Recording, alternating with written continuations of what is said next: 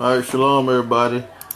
Just got off doing a young 14-hour shift. As y'all know, I've been in a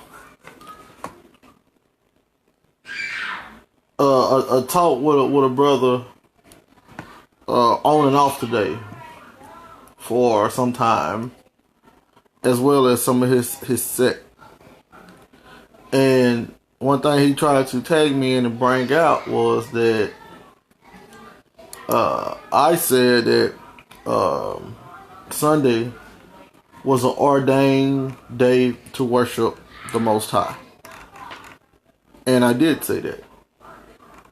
And they had a lot of jokes and said I was a Roman Catholic and all of those things because I said Sunday was an ordained day to worship.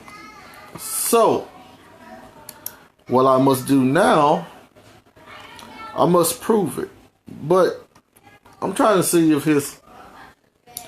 some of those people will come on and actually listen, because it was a bunch of them earlier, and I told them I wanted to address it when I got home. So, hopefully, y'all can tag some of those people in it, because I want to just go through it one time and let this be a teaching moment. Because just because a view is out there and it's popular doesn't mean it's right. So now, let's prove if Sunday was ordained or not. And if y'all can hear me, do a like. Can y'all hit the like button or something so I know that y'all can hear me? Because yesterday, could nobody hear me. So could y'all hit the like button or say we can hear you? Or if y'all can't hear me, just let me know you can't hear me. I don't know if y'all can hear me or not. Can y'all hear me? If you can, hit a like button. Can you hear me? All right, bet. So now, thank y'all. So let me hit this up. You be getting sliced. Okay, now, so let me prove that Sunday worship actually was ordained by the Most High. You can pull, I don't even know what you're talking about, but let's go to the scriptures. And I don't know what the brother at, because he had so much to say earlier, and I was wanting him to hear this, but oh well. Everybody, go to Leviticus. Everybody go to Leviticus 23. This is Torah. And let's read what the Torah say. If y'all think that the Roman Catholic Church can overrule the Most High, then you got something seriously wrong. What do y'all think they pull this Sunday worship from? What do y'all think they pulled it from? You think they just pulled it out the top of their mind and said, we're going to do something against the Most High. We want the Sunday to be the first the day of worship. Let me show y'all, and I'm going to turn my camera around so we can see. Leviticus 23, and if you don't know this, you will miss it. I'm just going to go to Leviticus 23, and I want to start at 15. And ye shall count unto you from the morrow after the Sabbath, from the day that you brought the sheaf of the wave offering, 7 Sabbaths shall be complete. Even unto the morrow after the 7th Sabbath shall ye number 50 days, and ye shall offer a meat offering. So it's actually going in the symbolic meaning of the Jubilees and all that stuff. And then dealing with the first fruits. That's what we see in the New Testament. So now I'm just trying to show y'all that this is about the feast days. So, once you go to verse 24, speaking to the children of Israel, saying, in the 7th month, in the first day of the month, shall ye have a Sabbath, a memorial blowing of trumpets, and holy convocation. And then you have the day of atonement, which is the holy convocation. So now, let's get to the meat. It will be And it's hard. It's even hard for me to get sometimes. So I'm going to underline it this time so I know exactly where it is in my Bible. But I'm just going to read and we'll just go through it together. Leviticus 23, and I want to start at 33. And the Lord spake unto Moses, saying, Speak unto the children of Israel, saying, The 15th day of the 7th month shall be the Feast of Tabernacles, for 7 days unto the Lord. On the first day shall be an holy convocation. Ye shall do no servile work therein. 7 days ye shall offer an offering made by fire unto the Lord. On the 8th day, let me underline that. Let me underline that. Let me underline that real fast. Sorry, y'all. Where my pen at? Let me get a pen. I got one right here. On the 8th day shall be a holy convocation unto you. All right, so now let's run through this again. Let's run through it again. Speaking to the children of Israel, saying, The 15th day of the 7th month shall be the Feast of Tabernacles, for 7 days unto the Lord. On the first day shall be an holy convocation. Ye shall do no servile work therein. Okay, so where is this found fulfilled in the Bible? Once you go to Revelation, the feast days were just a shadow of things to come. So once you go in Revelation, you have Revelation 7:9, and this I beheld, and lo, a great multitude, which no man could number, of all nations and kindreds and people and tongues, stood before the throne, before the Lamb, clothed with white robes and palms in their hands. What was the palms in their hands? That's the same thing that they used during the Feast of Tabernacles. So it's letting the Hebrew audience know that this is fulfilling the Feast of Tabernacles. But we also have another fulfillment. Is it 21? Nope. Yep, 21. Revelation 21, I'm going to read 1 through 3. And I saw a new heaven and a new earth, for the first heaven and the first earth was passed away, and there was no more sea. And I, John, saw the holy city, New Jerusalem, coming down from God out of heaven, prepared as a bride adorned for her husband. And I heard a great voice out of heaven saying, Behold, the tabernacle of God is with men, and he will dwell with them, and they shall be his people, and God himself shall be with them and be their God. And that's when he's wiped away the tears from the eyes, right? So now, this tabernacling of God with the people on earth happens at the time of the end, right? So what comes next? What comes after the Feast of Tabernacle? According to the Torah, 7 days ye shall offer an offering made by fire unto the Lord, which represents judgment. On the 8th day shall be an holy convocation unto you, and ye shall offer an offering made by fire unto the Lord. It is, let me underline that too. It is a solemn assembly.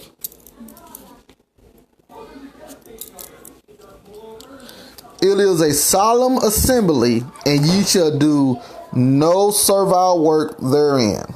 So now, we have the 15th day of the 7th month. We have the Feast of Tabernacles, right, for 7 days. On the first day, it should be a holy convocation. 7 days after that, an offering should be made by the fire. So these are Sabbaths to Sabbaths to Sabbaths, and the day after the Sabbath, which is the 8th day, it should be a holy convocation unto you. So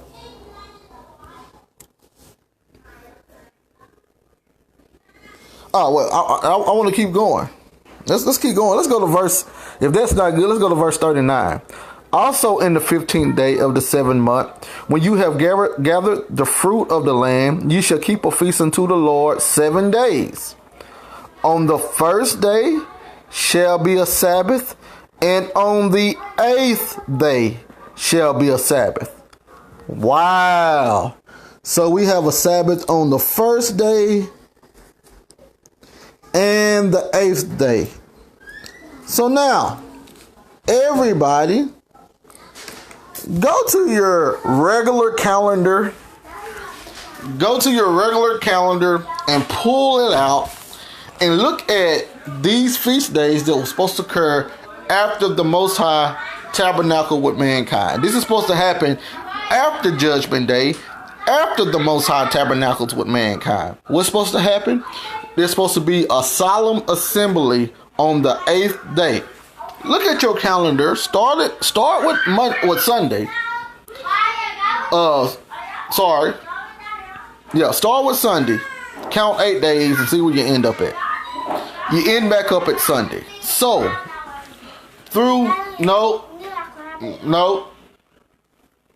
sorry, y'all.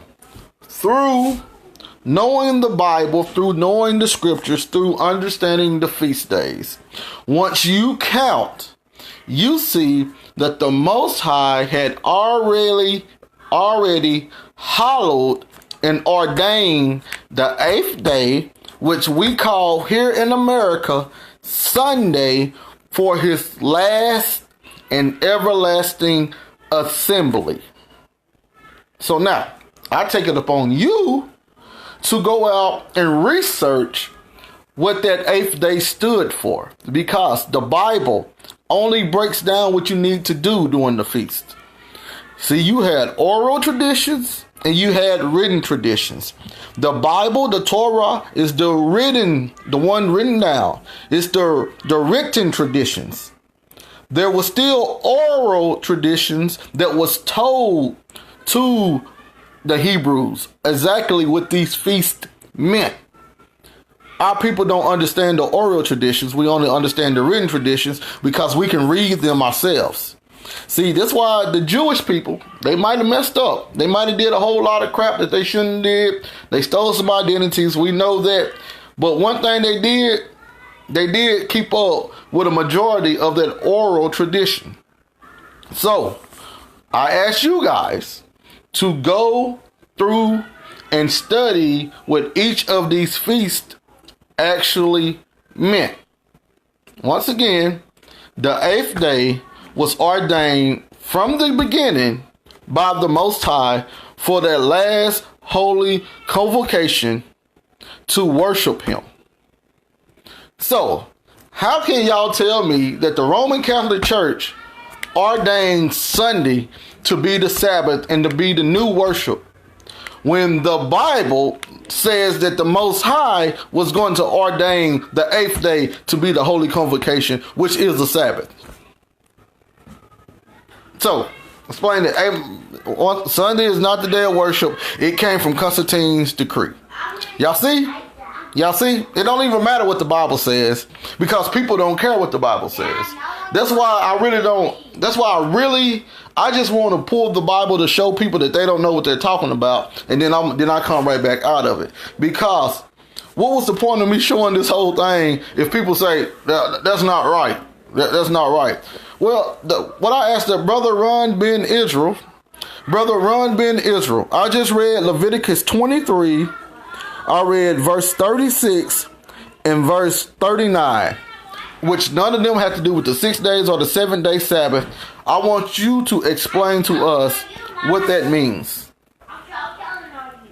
If it's not a Sunday, or if it's not the 8th day, could you just please explain to us what it is? Because I want to see how we're going to get the 7th day out of the 8th day. I want to see that. I would love to see this happen.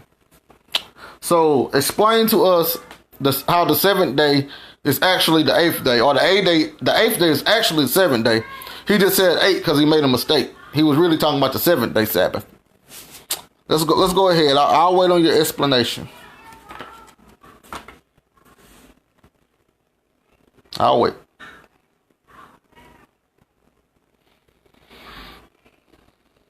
So please, y'all, please quit trying to call me out and stuff. We can keep it biblical, but once you start trying to make it look like that, this brother don't know what he's talking about. This and that. Sunday is the first day of the week. Yes. Once you add 7 plus 1, what do you have? 8. This is basic math. They knew basic math. They knew basic math in the Bible. So let's count it. Day 1, what we call Sunday. Day 2, Monday. Day 3, Tuesday. Day 4, Wednesday. Day 5, Thursday. Day 6, Friday. Day 7, Saturday.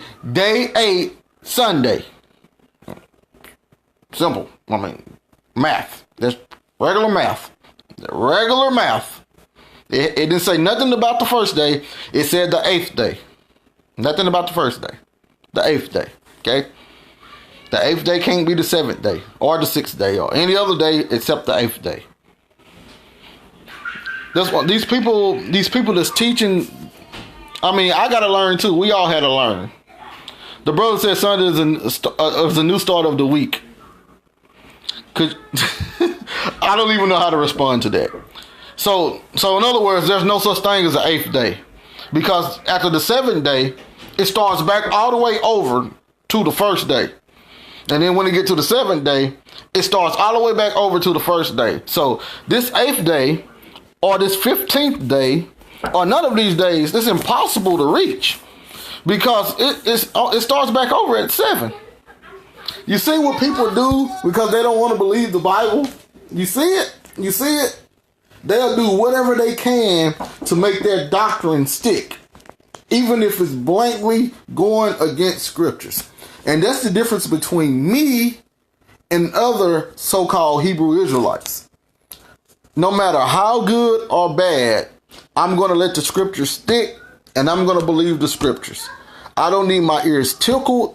I don't need to hear nothing good. Don't give me the good stuff. Give me the real, the true stuff. And that's what I do. That's what I teach. And that's what I learn. When I learn something new, I study it. I keep going with it until I can go no longer. Look, I can pull, this thing gets deep. Let's turn it around. We got something, I don't know if y'all can see that. It's called the 8th day. New heavens and new earth, no more death. I guess everybody in the scholarly world knows about the 8th day. But the so-called Hebrew people in America don't know nothing about the 8th day. Now he said, I'm confused and all I'm doing is reading. Y'all hear this? Now I'm confused and all I'm doing is reading what it says. But I'm confused. But I'm reading it. Okay, y'all. Let's keep going. Anyway, so all the people in the scholarly world knows about the 8th day, except the Hebrews in America. For some reason, they think that everything stopped with the 7th day Sabbath. They don't know nothing about the 8th day Sabbath, which we call a Sunday. They don't know about that Sabbath. They only know about the 7th day Sabbath. So when somebody go to church to praise God on the 8th day, which is a Sunday, they tell them they can't do it because they're supposed to do this on the 7th day because you haven't studied. You haven't studied. You haven't even made it to the feast days yet. How can you teach somebody something if you haven't studied it yourself? And I want y'all to know this. Most of these people out here that's teaching our people haven't even read a complete book of the Bible. Not one. I'm not talking about reading the whole Bible. I'm talking about reading a complete book from the first chapter to the end chapter of the Bible. But they're sitting here teaching you all, and you're all eating it up like they know what they're talking about. Like, for instance, how long did it take me to show people that it was the 8th day? I went straight to the Bible, Leviticus 23. Straight with the feast days, talking about the 8th day. Then I went to a PDF talking about the 8th day, and then all of a sudden I'm confused.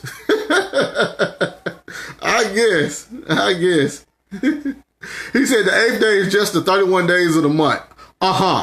I'm sure it is. It's just part of the 31 days of the month. I'm sure it is. That's what you said. But what the Bible says is the 8th day is a holy convocation, a solemn assembly. So, I mean, you can say it's part of the 31 days, but obviously the Bible has a totally different understanding. So should I believe you or the Bible? Mr. Ron, it's kind of hard maybe for you, but for me, I'm going to go with the Bible. So now let's see what the scholars say about this 8th day that maybe I mysteriously made up and it never existed. Let's see what the scholars say.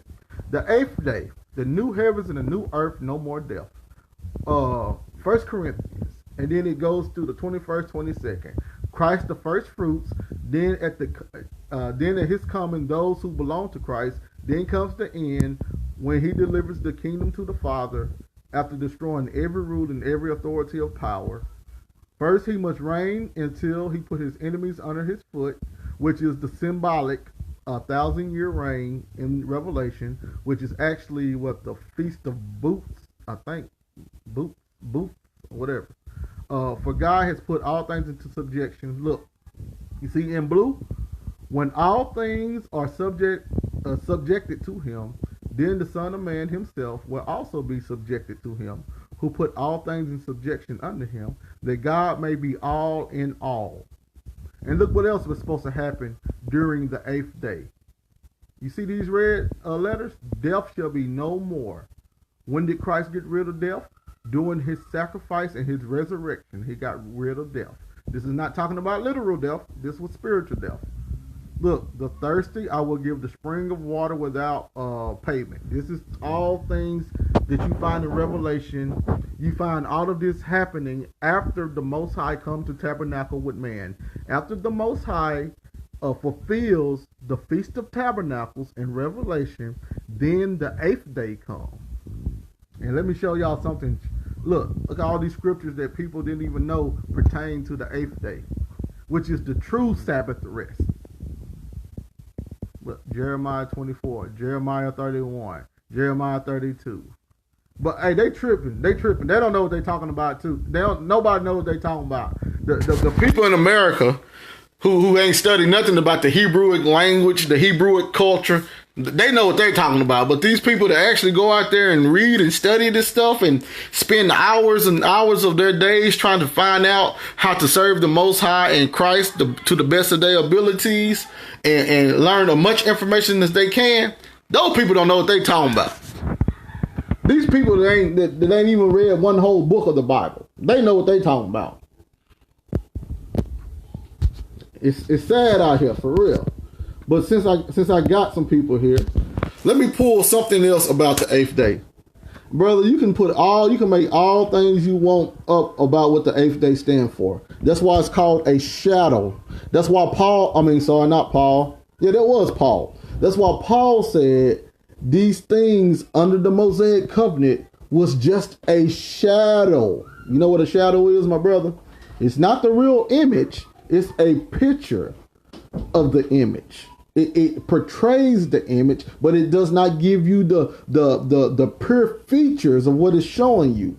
The feast days was just a shadow. Everything that the Most High had them doing in the Torah was just a shadow of what was really going to occur during the time of the end. That's why he chose the 8th day for this and the 8th day for that in those covenants, because it was letting them know that a 8th day is coming, which y'all will do the things you're supposed to do. But I mean, it's kind of hard to get that when you're trying to be stuck on carnality. It's kind of hard to see past your carnality, because somebody told you that you was an Israelite and you have some type of authority under the Most High, and you took it and ran off with it. And we forget that the Most High actually punished Israel, and he destroyed every Israelite that didn't listen to Christ.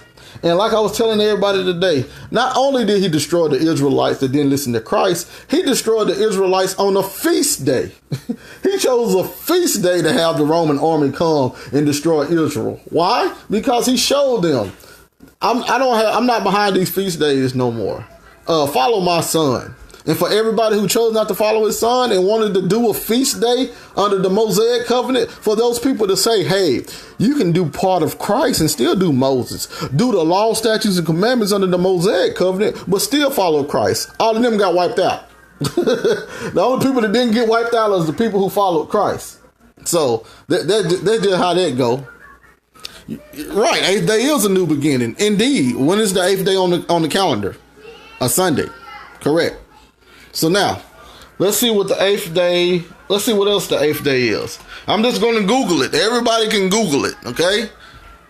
Y'all know I'm not really a big fan of trying to Google during debates because it can give you false information. You need to actually go in there and study it. But I got a whole platform about this 8th day thing, but I can't find it, so I'm gonna have to Google it.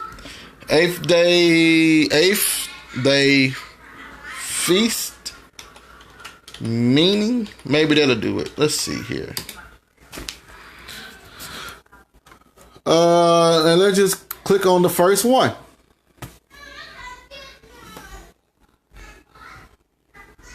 Yes, sir. Yes, sir, indeed. So let's see here. I'm just gonna read, right? I don't know what it's gonna say. I'll let you know if I believe it or not. But let's just read and see what it says.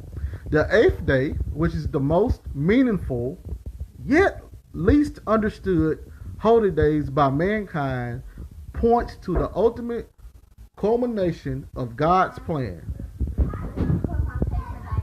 They're right here. Hold on, y'all. My daughter came in. Here's one. Here's the other. You're welcome. So, it says the 8th day, which is the most. Y'all see the word most right there? That means it's very important. Most means greatest. The most meaningful. Why is it the most meaningful? Because in scriptures, according to Leviticus 23, it happens after the Feast of Tabernacles. It happens after the Most High come and tabernacle with mankind. So this happens after that. So now, the 8th day, which is the most meaningful yet least understood holy days by mankind, points to the ultimate culmination of God's plan, the resurrection and judgment of the vast majority of all of the human beings who have ever lived. Now, this is a futuristic point of view, so they're just going to take things from a futuristic point of view. I just want to read some of what it says. The 8th day, which is specified as being kept at the end of the Feast of Tabernacles in Leviticus 23:33, is the culmination. Look, y'all, look what it says. I'm just going to get as close as I can. The 8th day, which is specified as being kept at the end of the Feast of Tabernacles in Leviticus 23:33, is the culmination of all the holy days. I guess I'm confused still. I'm confused, and I got on this site and I made this stuff up just so I can do this presentation, because I'm confused and I don't know what that means. So, everybody take out a calendar. Start at day 1 Sunday and count 8 days and tell me what day you end up with. Sunday. Okay? You end up with Sunday. So let's say here, also on the 15th day of the 7th month, when you have gathered in the fruit of the land, you shall keep the feast of the Lord for 7 days. On the first day, there shall be a Sabbath rest, and on the 8th day, a Sabbath rest. So you tell, I'll keep reading. The 8th day is separate and distinct from the Feast of Tabernacles. God has placed symbolic meanings in counting up to the number 8. Why don't we just, we're not going to go through all of the 8s found in the Bible. And that's actually going through from the circumcisions, blah, blah, blah, this and that. Let's see, we tend to focus on number 7. Oh, yeah, this is for my people that was talking about the 7th-day Sabbath. Because we just read that even they knew that the 8th day was going to be a Sabbath too. So now, we tend to focus on day number 7 because we look to the return of Christ. We want it to be done with the trials, the stresses, and troubles of life and to see our redemption in glory. Blah, blah, blah, this and that. I want to go to the 8th day. That is incredibly important. But God the Father putting his throne on this earth on the 8th day is what everything ultimately moves toward. Christ's return is part of the process. It is pretty clear. 7 days to cleanse, to consecrate, to prepare, but the 8th day is the broader, fuller restoration to God. That's a Sunday, ain't it? That's a Sunday. That's a Sunday to me. Is that a Sunday to you guys? Let me ask y'all a question while I'm here.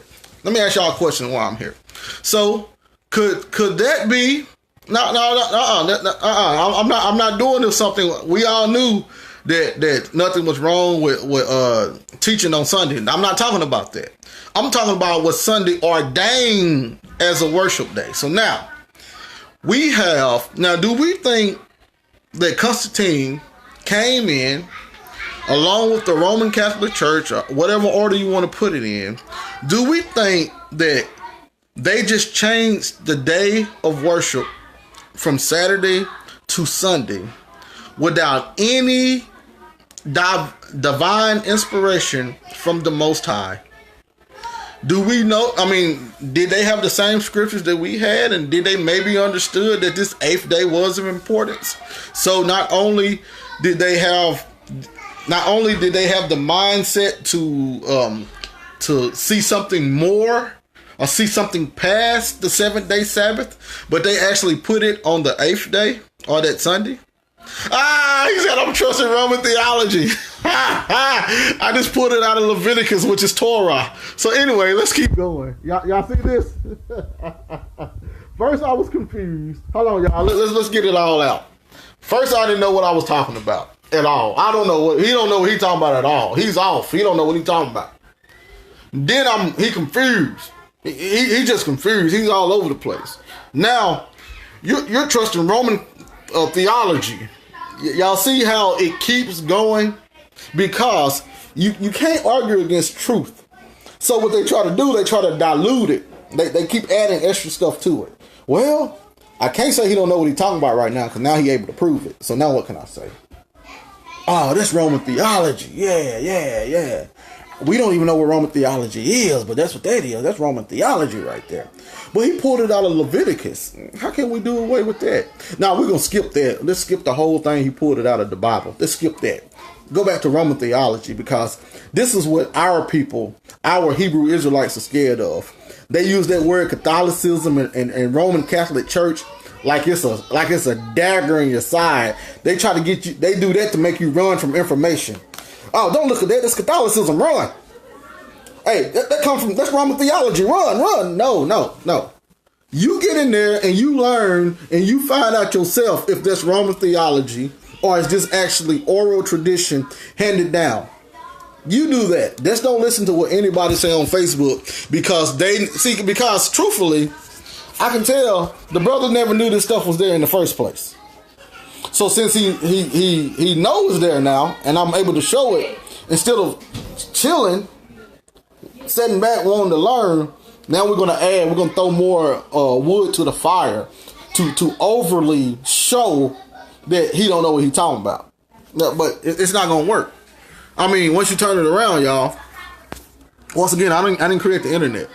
But you got all kind of things about the 8th day. Look, the last great day, the 8th Sabbath, the eternal rest, the 8th day, the last great day, the Sukkot, the 8th day, the 8th day, the 8th day. So now, why is this stuff all important anyway? Because this is why this is important. Because when Christ, who was a Hebrew, the Messiah, when he's sitting here talking, right? When he's giving a prophecy and you're trying to break it down to people, if they don't understand the feast days, this was the Most High's timeline. See, the Most High gave the 3 timelines in the Bible, but the 2 major timelines he gave was what? The feast days and Daniel's beast prophecy. The two, or you can put the Nebuchadnezzar statue prophecy in there too if you want to say three. But the two, to me, my opinion, the two most important timelines the Most High gave was the feast days, because he let it be known once all of these feasts are fulfilled, literally, the time of the end is there. There's nothing else to do. I'm with mankind. The end is there, blah, blah, blah, this and that. He did the same thing with Daniel 7 with the beast. After, during the fourth beast, which was the Roman Empire, the books were open, judgment was set, and the kingdom was given over to the Son. A lot of people don't even know what that means. What's all this about? Well, what he's doing is actually going through the feast days. I don't know what feast was that when they opened the books. Was it Tabernacles? And y'all might know this one. Was it Tabernacles when they opened the books? They opened those three books, and wrote the names of the congregation in it. Was it Tabernacles? But anyway, y'all can say what it is later. What I want to do, I want to go through just real fast, just a shadow of what was actually been going on. Matthew 23. For I say unto you, ye shall not see me henceforth till ye shall say, blessed is he that cometh in the name of the Lord. Did y'all know that Christ pulled that from Psalms, which was a song which is called Songs of the Ascend, or the Ascend, when they actually sung this song during, I'm thinking it's the Feast of Trumpets. But regardless, Christ was giving them, look what he tells them. Behold, your house is left unto you desolate. For verily I say unto you, feast day. He's letting them know that this destruction is going to be centered around a feast day. The fulfillment of that feast day is going to happen during this time. This is what Christ is doing. He's speaking feast languages, and people think he's just sitting here talking a regular conversation. Let's keep going on. Where else can we see something? In all of Matthew 24, everything that he's giving them comes straight from the Song of Moses and Deuteronomy 32. They don't tell you that either. But let's keep going on. And he shall send his angels with a great sound of a trumpet. What feast you think that is? The Feast of Trumpets. From one end of heaven to the other. What is that? Feast of Sukkot. What is Feast of Sukkot? Let's go up here. Let's see what it says. Look, do y'all see it right there? Sukkot, the 8th day. Christ is speaking on feast days. He's speaking feast day terminology. He's just not saying this regular random words. What's another feast day terminology? Look, let's see right here.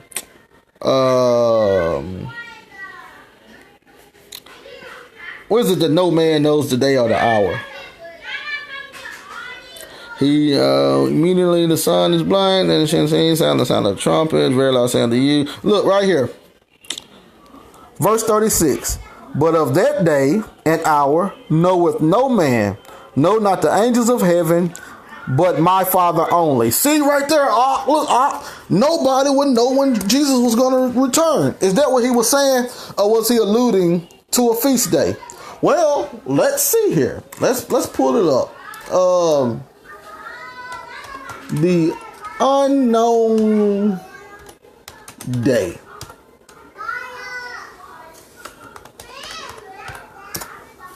The unknown day. And you can actually Google that yourself. Google the unknown day feast. And let's see what it has. Let's see what it says. Let's see if it's in this first one right here.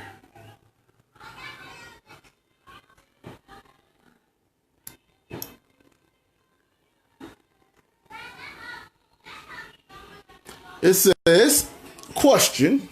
I have been told by a Christian Jew that the Feast of Trumpets is the feast of the unknown day and hour, and that will be the day of the Lord's second coming. I'm not going to read that rapture stuff because we don't believe in rapture. But let's read the answer. The Feast of Trumpets was sometimes called the Feast of the Unknown Day and Hour because unlike other feasts, It began at the time of the new moon on the first day of the month, known as Tishri. Around the time of the beginning of each month, how many witnesses? 2 witnesses were sent out to determine the first sighting of the crescent moon. How many witnesses was in Revelation before the destruction happened? 2 witnesses. Coincidence? I think not. But let's keep going on. Around the time of the beginning of the month, 2 witnesses were sent out to determine the first sighting of the crescent moon.